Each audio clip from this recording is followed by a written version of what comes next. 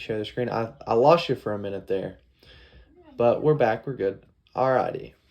So anyways, what I was going through, so you said you weren't quite comfortable with spending 111 a month. And that is understandable. That's something that most of our members are good with.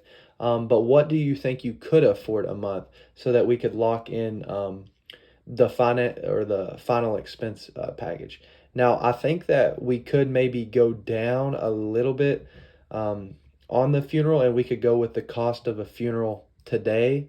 Now, that wouldn't be factoring in inflation for, obviously the goal isn't to die today. But we could maybe drop it down to what an average price of a funeral today would be, and we'll see what that'll do to the premium. Can you take the child and the mortgage off? Yes, yeah, you do not, that would be, okay, now, if we were to just protect you in the final expense aspect of it, just to lock in your funeral for the average cost of a funeral today, that would be $12,000, or for a $12,000 funeral. Then the premium on that would be $5,180. Now, would that be something you're comfortable with? Would you want to maybe lock in more for your final expenses, or is that something that you would want to do?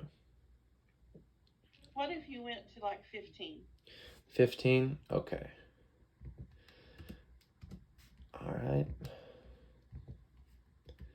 What that would do to the premium and overall would give you $64.75 premium a month, and that would be for just final expenses. Is that something that you're comfortable with? Yep, we can do that. Okay, great. Now, this never happens to me, but on occasion, 2 to 3 years down the road, what'll happen is, and this just happens on occasion really, but what'll happen is 2 to 3 years down the road, somebody, will be paying and then they'll cancel. And, that kind of misses the point. And here's the thing about that is whenever they come back to me, because inevitably they'll come back, whether that be 2 to 3 years on down the road, and there's two problems with that really. What'll happen is they'll either be older and their premium's more expensive, or something will happen with their health and then they actually won't be able to qualify. So what I'm trying to ask you is, are you comfortable with $64.75 as being your premium? Is that something comfortable with you?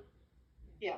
Because what I don't want to happen is, later on down the road, in a week or a month, you come and actually discontinue the sale and discontinue your package, because that misses the point. Because this isn't a short-term benefit, but this is a long-term solution to your family's protection.